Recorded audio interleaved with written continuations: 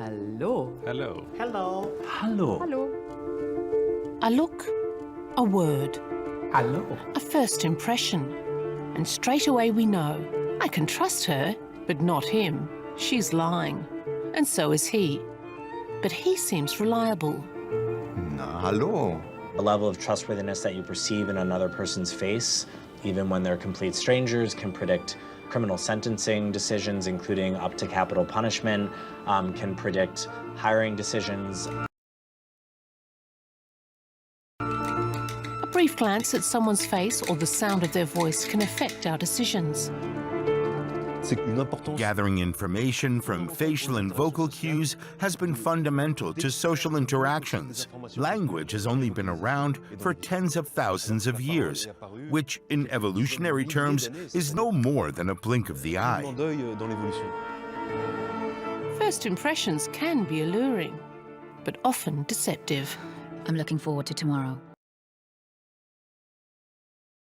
Our face and voice reveal a lot about us. Our mood, our disposition, our health. They point to what's going on inside us, and the cues they give can even be interpreted by artificial intelligence. Science fiction has been predicting this development for ages, but it's still hard to fathom, and it leaves us feeling skeptical and uneasy because we're not used to it. We encounter strangers every day. A new face, an unfamiliar voice, both unique and distinct. They express our individuality, but they also help us decide whether we like the person and whether we accept or reject their advances. Decisions we make instantly. With just 100 milliseconds of exposure, people already make up their mind about trustworthiness and competence and dominance. But that making up their mind takes several hundreds of milliseconds, but you only need a very quick glance. There's certain facial features, even in a static photograph, that convey levels of intelligence, and that can lead to judgments and biased decisions. John Freeman is looking at what happens in our brain after a short glance at someone's face. His theory: many of these instantaneous decisions are based on learned stereotypes. The same applies to voices. Pascal Boulard continues to find evidence that we associate certain emotions and traits with how someone's voice sounds. We see voices as a type of auditory face. We need just one word to form an opinion. A voice like this is seen as inspiring and confident by most people, whereas this one leaves the listener thinking they wouldn't trust him with their money. Hello. Hello. Hello. Hello? What does science say? Do we all see the same thing when we look at someone's face? John Freeman uses a special morphing program to get a more accurate answer. He can alter gender, age, mood, and character traits subtly.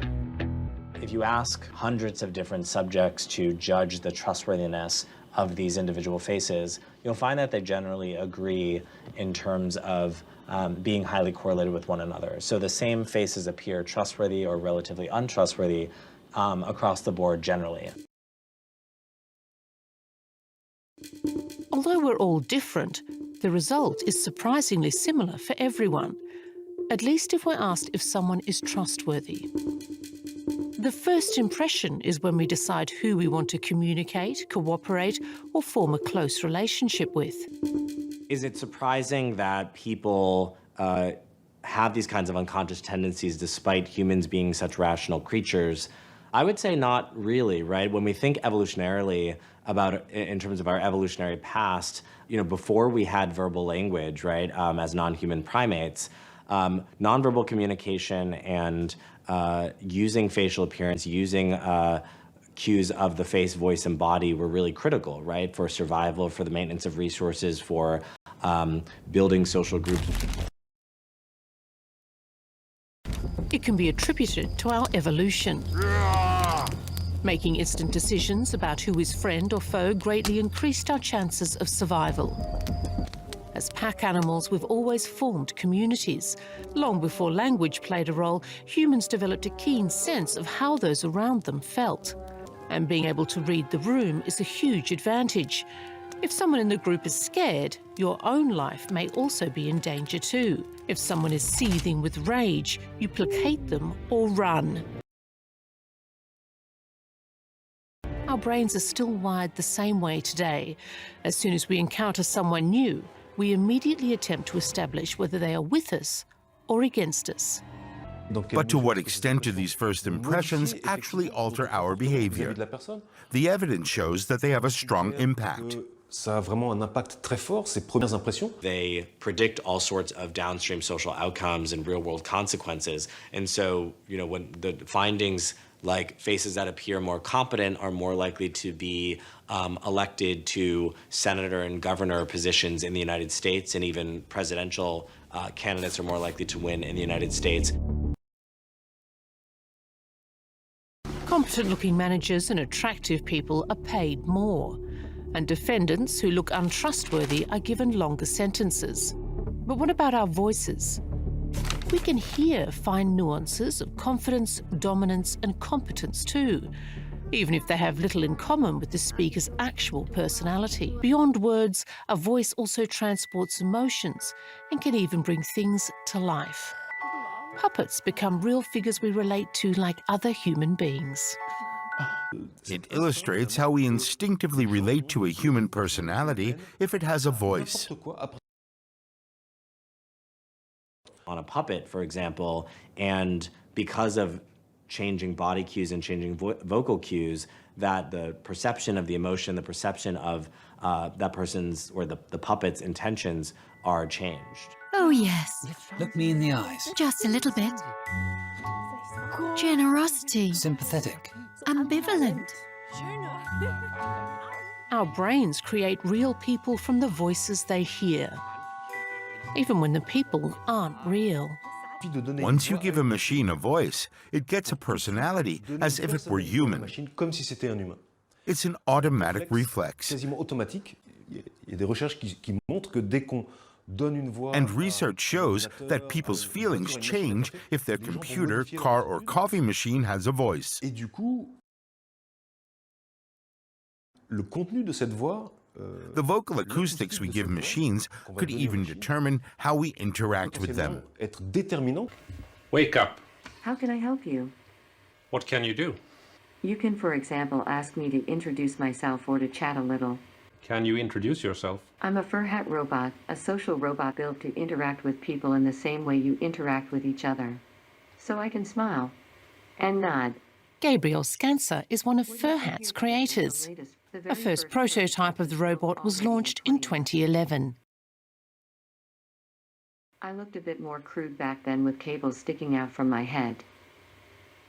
They came up with the idea to cover the cables with a fur hat. And that, ladies and gentlemen, is where the name fur hat comes from.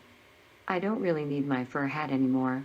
I look pretty as I am, don't you think? I don't know what the original interest comes from, really. I just think it's a very fascinating idea of creating an agent that interacts like a human and behaves like a human. It's fascinating by its own right, but it's also, again, back to the idea that if we can do that, we start to get a better understanding of how we as humans work. In the future, Gabriel Scancer wants Furhat to behave like a human during a conversation. But as soon as scientists try to transfer our human behaviours to machines, it quickly becomes apparent how complex our behaviours are. Do you like being on Earth? Today, Furhat is supposed to make small talk. The robot searches the web on its own for responses. What do you mean by that? You are quite stupid. That's a pretty rude thing to say for Hat. So I have no idea what the robot will say next. So it's a surprise for me what it says, and it's a bit fascinating to see how the conversation unfolds. Although the conversation takes some unexpected turns, Furhat has already mastered the basics: when to speak, where their conversation partner is looking, and how much eye contact is appropriate. The scientists have programmed Furhat with a whole range of emotional facial cues. However, the finer differences we express using mimic and our voices are proving trickier. So as humans, for example, we have these micro expressions. So my eyes move a little bit all the time. I make small movements with my face. And we want the robot to have those small movements also. Otherwise, it looks very robotic and not very human-like. So we think that the face is extremely important, and the way we give feedback to each other and everything is expressed through the face, but also through the voice and the way, the tone of our voice and so on. That's why it's so difficult for Furhat to react appropriately. The same word or the same sentence can come across very differently depending on the mood, the occasion, or the person we're talking to. Unfortunately, there's no user manual for humans that Furhat can learn from. Not yet, anyway. There's plenty of cases where, you know, a face can be identical and the same features, but the context, the body, and the voice dramatically changes how we understand that person. There's all sorts of different kinds of cues in terms of intonation, pitch contour, formant characteristics that change how we perceive other people's voices, the emotions that they're feeling, their intentions.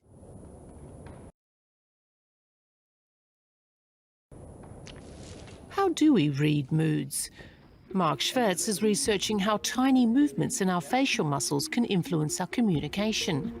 The eyebrows, cheeks, lips and chin all contribute to forming very different types of smiles. It's very subtle because it has to do with micro expressions that you see around the eye region or the mouth region. Or you can fake a smile, like if I do this in a very fake manner, you can see that the person is pretending to be happy or being cynical or sarcastic, but it's not revealing what his or her true sentiments or emotions are. And it's not only smiling; it's also in the very subtle movements of eyebrows, the very subtle movements of blinking.